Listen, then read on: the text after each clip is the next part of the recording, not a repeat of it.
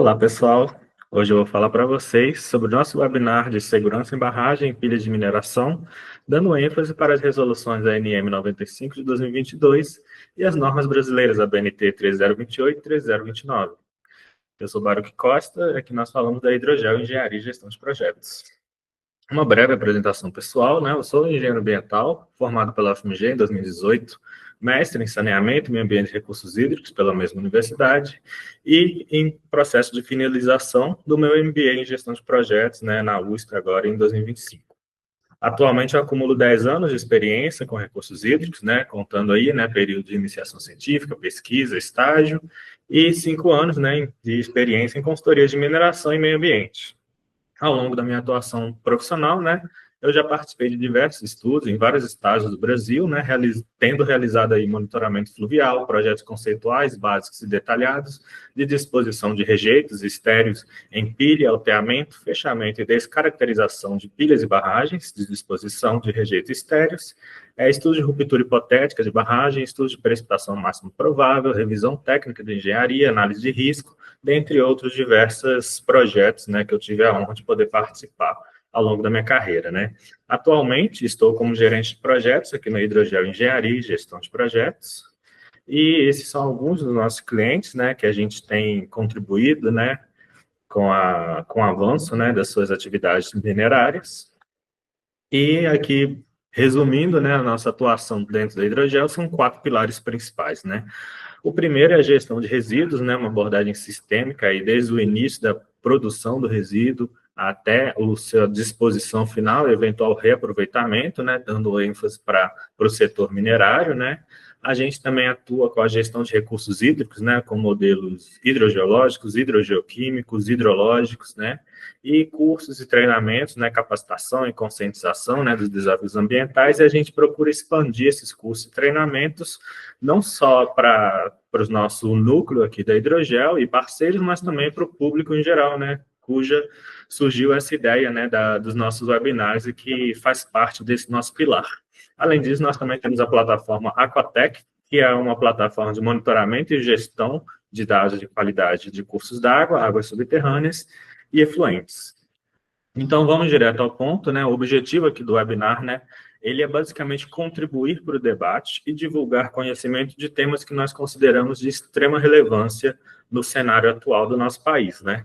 Aqui eu apresento para vocês o organograma da nossa apresentação, né? Inicialmente vou falar para vocês aqui, dar uma introdução e ressaltar a relevância, a importância, né, da segurança na mineração e do arcabouço legal, que tem esse objetivo, né? Vou falar para vocês alguns dos principais aspectos da legislação, né, especificamente aí da resolução ANM 95/2022, que já foi alterada pela resolução 130 de 2023 e pela resolução 75 de 2024, né? Só pelas atualizações a gente vê a importância e a atualidade desse tema, né, hoje em dia aqui no nosso país. E no final, né, vou destacar também as normas da BNT, NBR 3028 e 3029 de 2024, também dada a sua data recente, né, da sua publicação e sua relevância, né. Então, vamos ao que importa, né. Inicialmente, nossa primeira parte sobre a relevância do arcabouço legal, né. Inicialmente, para falar sobre mineração, tem que deixar claro que ela é responsável por 2,5% do PIB nacional, né?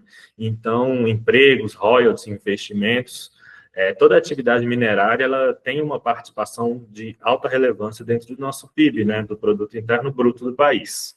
Ela é um destaque internacional, né? Coloca o Brasil como um dos maiores exportadores de metais ferrosos, terras raras, e outros minerais, né, no mundo, né? Normalmente a gente fica apenas atrás da China, que também tem um país continental, né, uma relevância significativa. Então, o Brasil, no cenário mundial, internacional, a gente tem um destaque muito grande, né, com potencial aí de crescer ainda mais também. E também a relevância agora da questão dos aspectos ambientais relacionados à mineração, né? Inevitavelmente, por meio da mineração, existe a produção de rejeitos e estéreis, né, que são dispostos em pilhas e barragens. Diferenciando rapidamente rejeitos e estéreis, né, estéreis são as rochas que foram removidas sem um valor econômico imediato e que devem ser dispostas em algum local para conseguir atingir o mineral de interesse da mineração, né?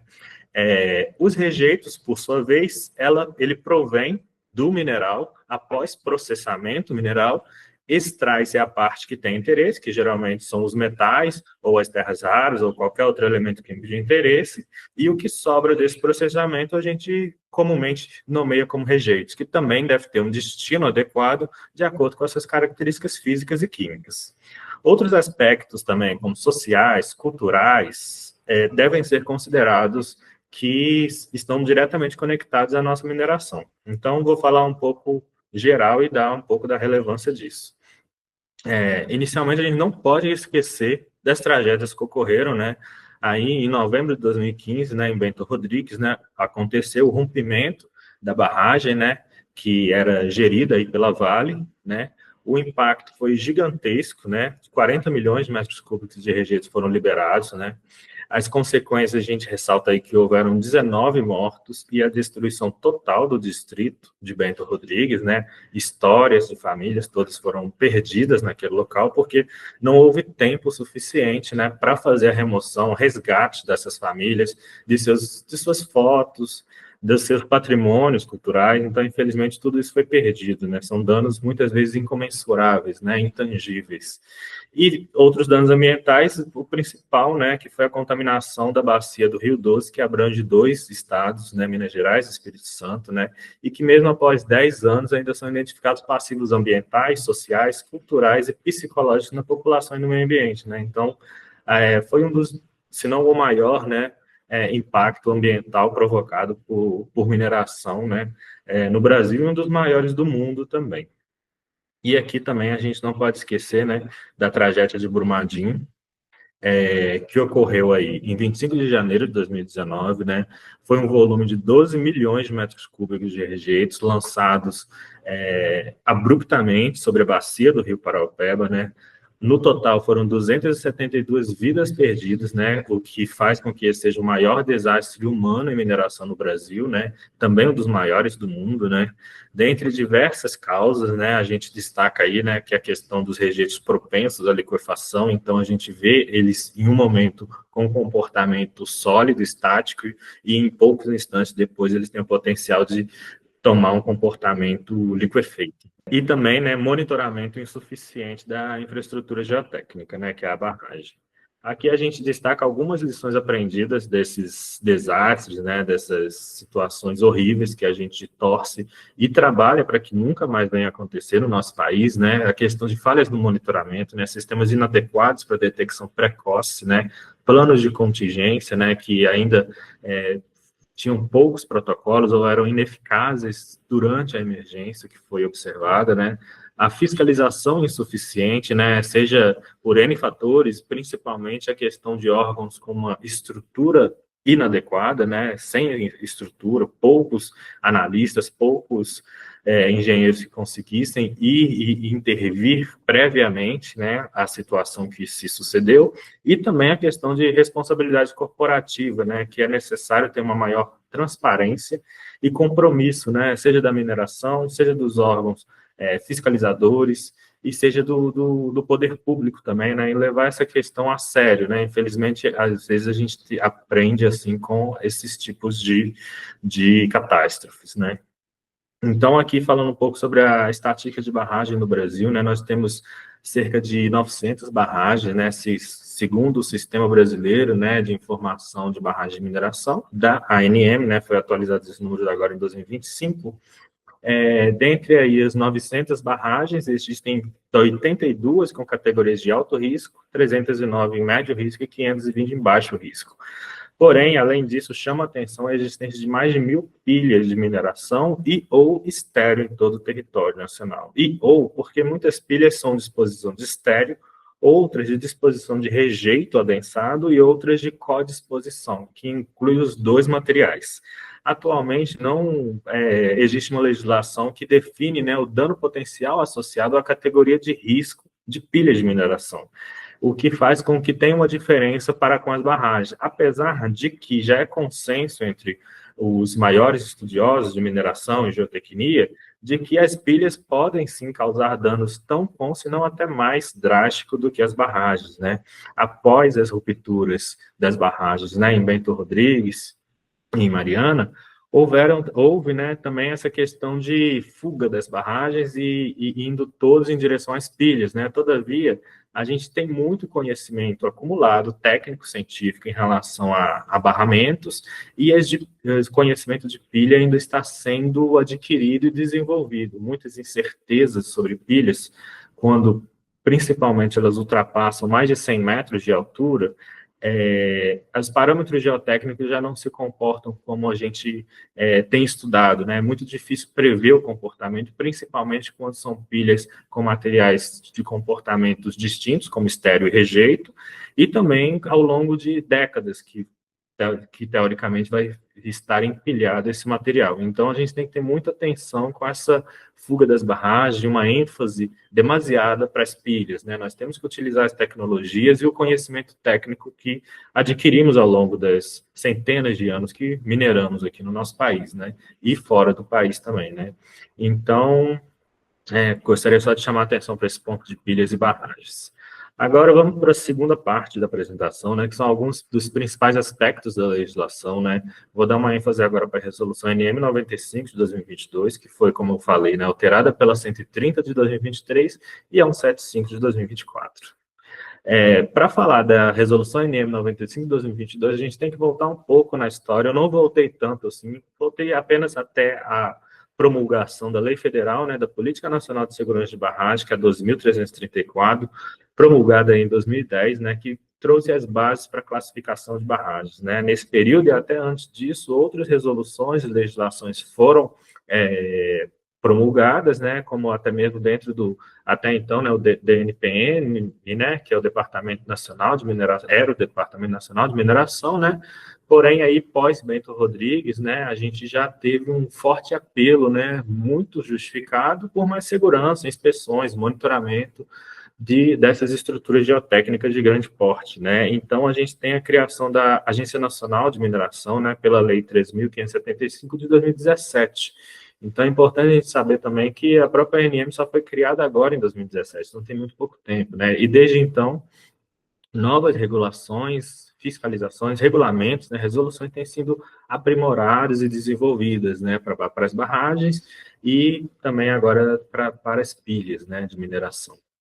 Basicamente, então, né, uma evolução normativa de 2010 para cá, a gente tem a Política Nacional de Segurança de Barragens de 2010, pós-tragédias, a gente tem a criação da ANM e a resolução, uma das principais da ANM, que é a 95 de 2022, né, que passou por alguns aprimoramentos já, né, em 2023 pelo 130 e 24 pela 175, né, e agora em 2024 também a gente tem a revisão das normas ABNT, as NBRs 13028 e 13029, né, que até então tinham tido a última atualização em 2017, foram revisadas agora em 24. Então, falando um pouco agora dos aspectos técnicos da ANM 95, é uma resolução extensa, eu trago aqui alguns dos principais aspectos, né, que a gente quis destacar. O primeiro deles, né, é a classificação de risco da barragem, né, categoria de risco, CRI, que é um parâmetro que tem função das características técnicas da barragem, o estado de conservação e o plano de segurança de barragem, né? Com base em uma pontuação definida pelos técnicos que fazem a revisão, né, a inspeção de segurança regular e a revisão periódica de segurança da barragem, define-se as faixas de classificação de risco, alto, médio ou baixo, a depender dos pontos dessa categoria de risco, né? E também a questão do dano potencial associado, né, que eu já comentei um pouco, agora detalhando um pouco mais, ele é função do volume total do reservatório da barragem, a existência de população ajusante, o impacto ambiental e o impacto socioeconômico de um eventual acidente ou catástrofe que venha a acontecer, né? Também o dano potencial associado é dividido entre alto, médio e baixo. Todas as barragens, né, conforme essa resolução, né, ela deve passar por inspeções obrigatórias periódicas, né, quinzenalmente ocorre a ISR, né, que é a Inspeção de Segurança Regular, né, pode ser feita própria equipe da mineração, né, o que geralmente é feito, e semestralmente ocorre a publicação do relatório de inspeção de segurança regular, né, que normalmente acontece por meio da contratação de uma consultoria, né, e também tem a inspeção de segurança especial, né, que ocorre quando são detectadas qualquer anomalia na barragem com pontuação 10, dentro do estado de conservação, né, da categoria de estado de conservação da barragem, né. E o principal documento, né, de segurança, que é o relatório periódico, né, de segurança de barragem, né, que para as barragens com dano potencial alto é publicado e elaborado a cada 3 anos, e médio, as DPA médio a cada 5 anos, DPA baixo a cada 7 anos, ou sempre que ocorrerem modificações das estruturas, né. E também agora um pouco sobre o plano de ação de emergência das barragens de mineração, né? Esse plano é obrigatório para todas as barragens que estão dentro da Política Nacional de Segurança de Barragem e deve ser atualizado, né, sempre que tiver uma recomendação de sua atualização, seja no RIS, no RPSB ou no relatório de segurança especial também. Dentro desse plano de ação de emergência, né, um dos pontos principais é o estudo de ruptura hipotética da barragem, né, também conhecido como dam break. O dam break ele vai definir, né, as AIS e as ESS, que são basicamente a zona de autossalvamento e a zona de salvamento secundário.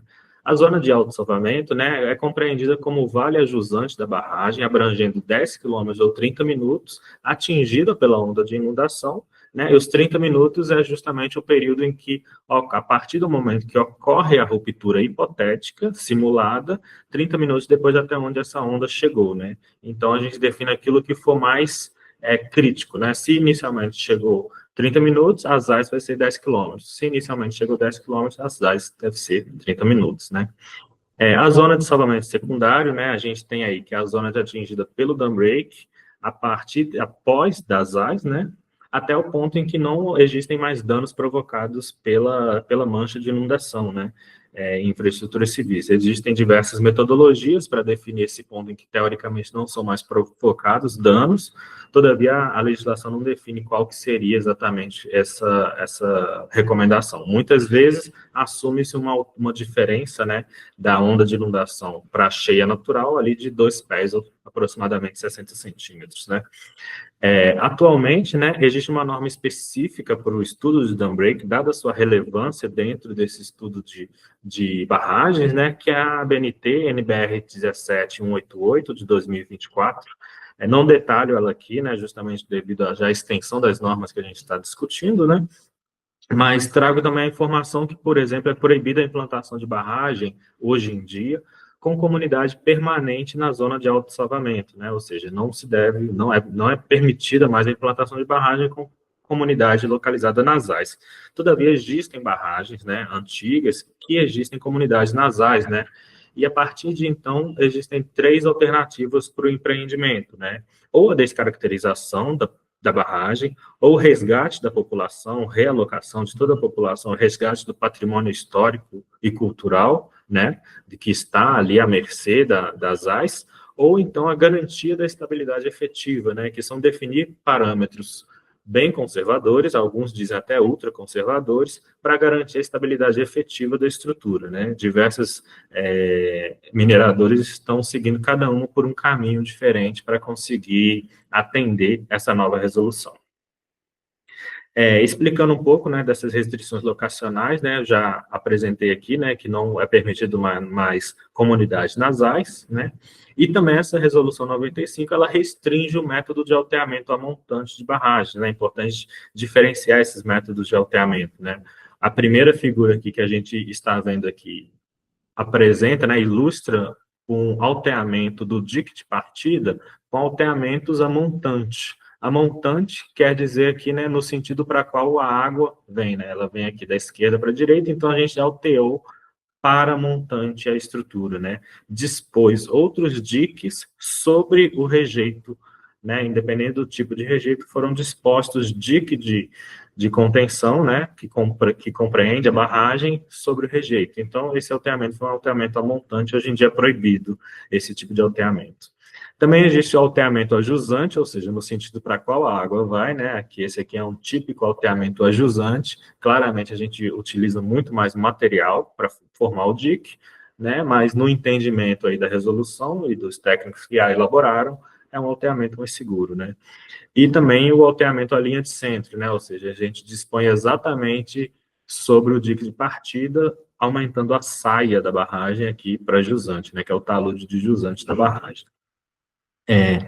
Agora, eu já falei para vocês os principais pontos da NM 95, né? E vou falar agora sobre as normas aplicáveis à barragem de mineração e pilhas, né? Que é a 3028 e 3029 de 2024.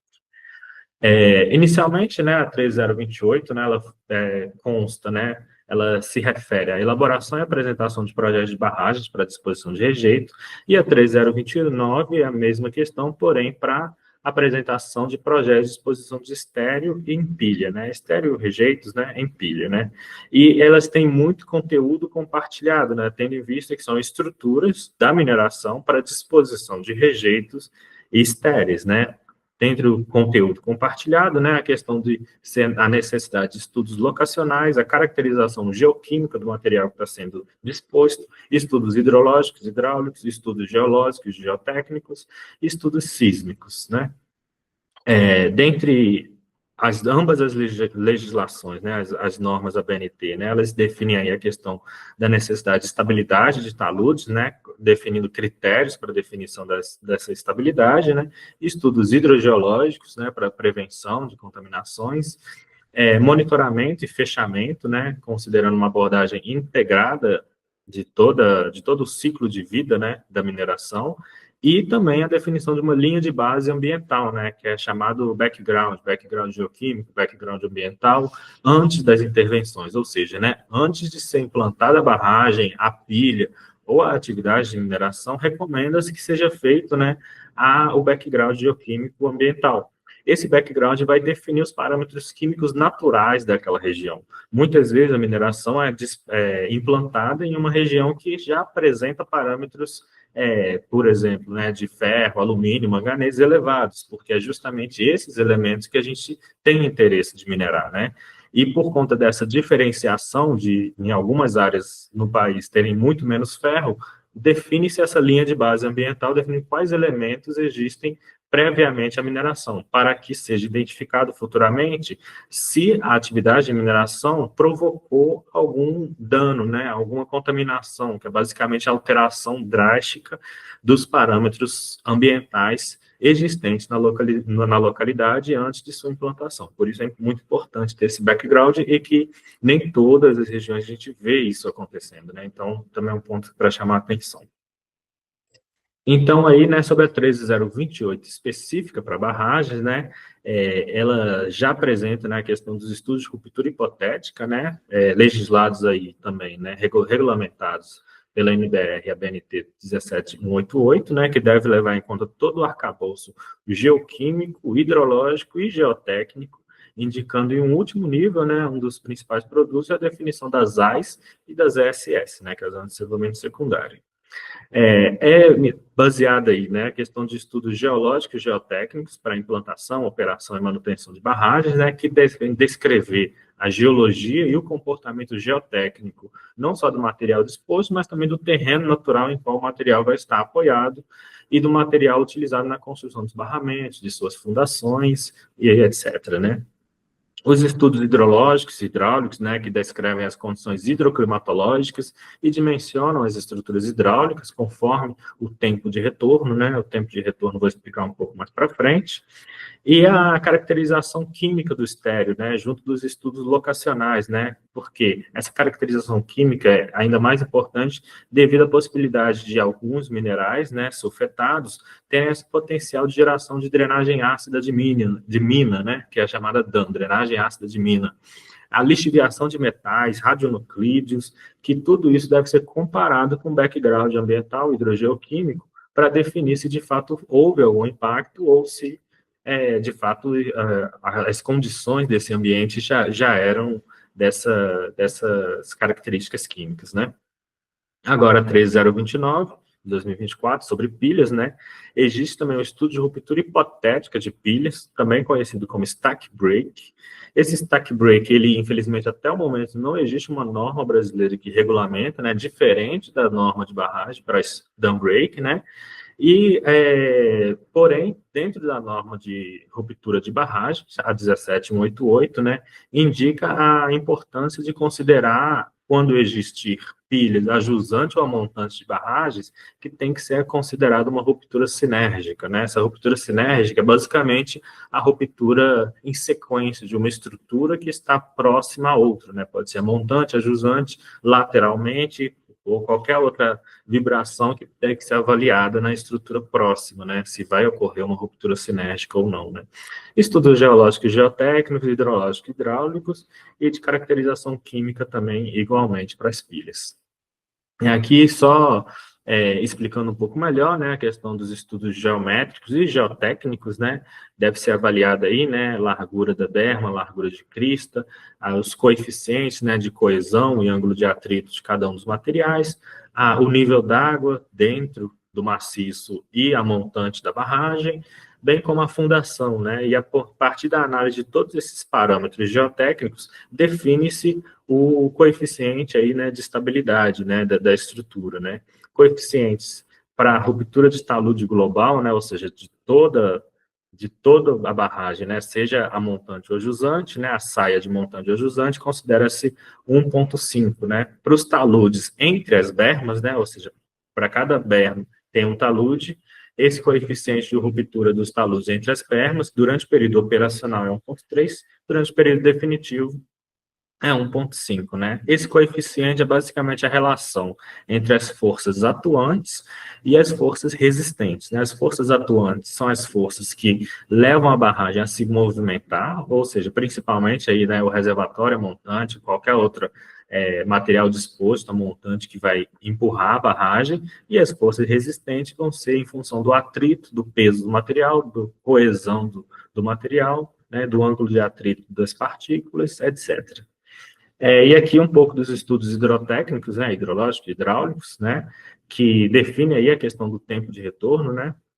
O tempo de retorno é associado diretamente à probabilidade de ocorrência de um evento extremo, né.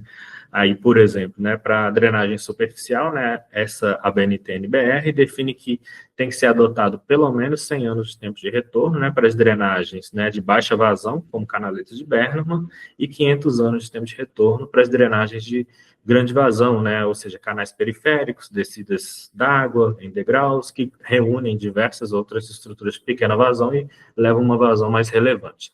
Todavia, a vazão específica, né, X metros cúbicos, não é definida. Então, essa parte fica em aberto para definir o que é alta e baixa vazão.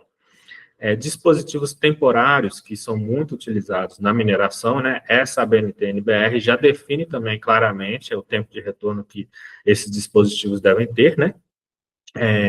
Para estruturas aqui, né, para canais de baixa vazão, é definido que temporário, né? É definido que tem que ter 5% de chance de falha, ou seja, 20 anos de tempo de retorno para 1 ano de vida útil. Se é uma obra temporária, se vai durar 1 ano, TR 20 anos. Se vai durar 2 anos, tem que ser feito o cálculo para garantir 5% de chance de falha ao longo da vida útil.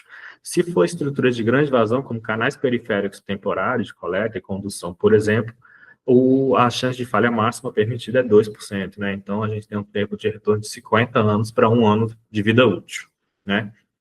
E é importante aqui, né, destacar que durante a construção de barragem, né, estruturas de desvio devem ter um risco hidrológico máximo de 5%. Antes da publicação dessa norma, essa recomendação de 5% era um consenso entre os sêniores, né, os mais experientes da hidrologia. Após a publicação, isso se torna norma, o que nos garante um pouco mais de segurança durante a execução dos projetos e também segurança para a comunidade, para a população, para o empreendimento, que tem uma normativa a seguir, né? Então, isso é bem relevante também. Aqui nós vamos ter, então, os estudos hidrotécnicos ainda, né, sobre a drenagem interna, né? A drenagem interna é basicamente, né, a estrutura que vai coletar qualquer água que seja permeada dentro dos materiais, seja da pilha ou da barragem, e vai conduzi-la de forma ordenada para a jusante da barragem, sem carrear nenhum material da barragem, porque o carreamento de material da barragem incide na fragilidade de sua estrutura, né? Então, a drenagem interna é essencial para a estabilidade, seja de pilhas ou de barragens, né? E a BNT 3028 e 3029 define, né, que o fator de segurança, né, que seria basicamente você dimensiona o seu dreno interno com uma dimensão X, por exemplo, 10 metros quadrados, e o fator de segurança faz com que você multiplique esse 10 por 1,5. Então, implanta-se um dreno de 15 metros quadrados, pelo menos, na sua estrutura, né? E aqui ele faz uma diferenciação interessante, muito relevante, né? Quando existe, né, a medição de vazão por pelo menos um ano hidrológico, né, para você estimar qual que vai ser a vazão que vai ser percolada no fundo da sua barragem, muitas vezes por nascentes ou cursos d'água, né? Quando existe essa medição por pelo menos um ano hidrológico, você pode adotar o fator de segurança de 1,5. Quando não existe uma medição previamente à implantação da barragem, né, você calculou por metodologias indiretas, né, qual seria o volume escoado por tempo dentro da sua barragem, então o fator de segurança seria 2,5. O cálculo da drenagem interna, dada a sua relevância, muitas vezes a gente vê, quando existe muita incerteza no cálculo das vazões, adotar fatores de segurança ainda maiores. Apesar de a BNT definir 1,5 e 2,5, ao longo da nossa experiência, a gente já viu fatores de 5, 6 e até 10. Ou seja, você calcula uma área de drenagem X e coloca 10x, porque dada a relevância, né, dessa drenagem interna. Muitas vezes isso já aconteceu e a gente sempre preza aí, né, pela segurança de acordo com a incerteza daquele dimensionamento dos dados disponíveis, né. Aqui um pouco dos estudos hidrotécnicos, né, o principal de barragem de mineração, pelo menos por isso eu cito só a 13028, é o sistema extravasor da barragem, né, que tem que ser dimensionado conforme o dano potencial do barramento, né.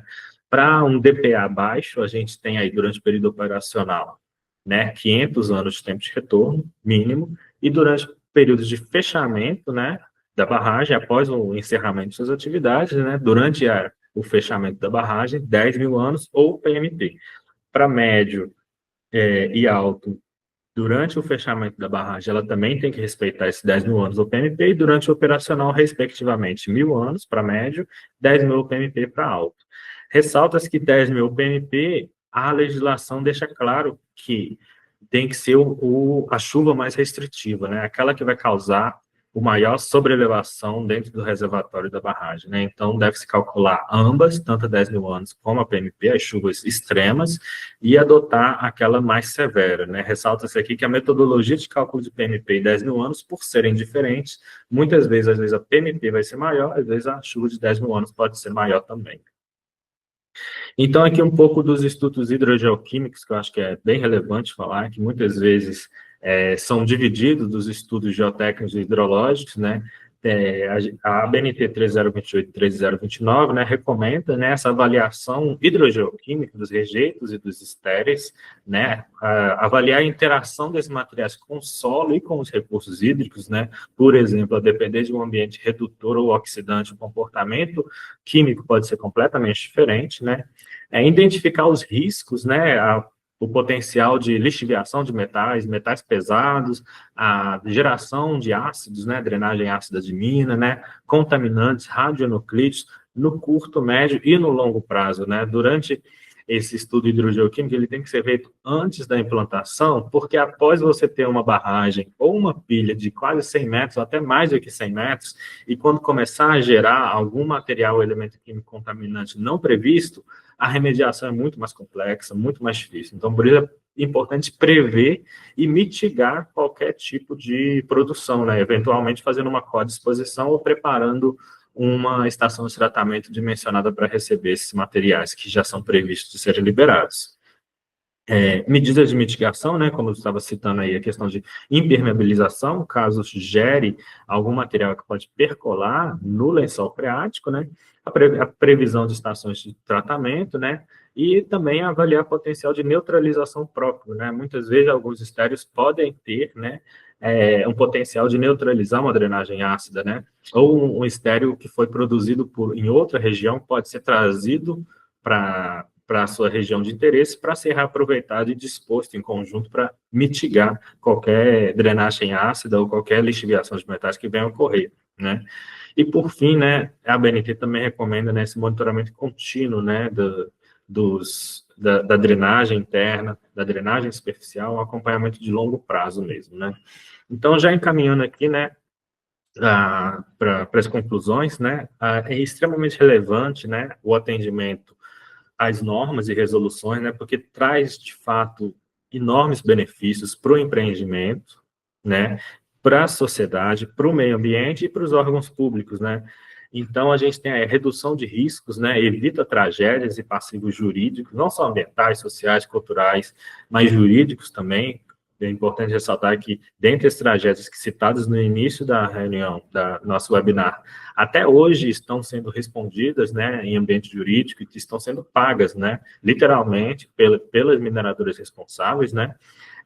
O atendimento às normas e resoluções também traz credibilidade para o empreendimento e para a região, né, valorização por clientes, investidores e comunidade em geral, né, e para a economia, com certeza, né, reduz os retrabalhos e reduz as interrupções da atividade minerária, né.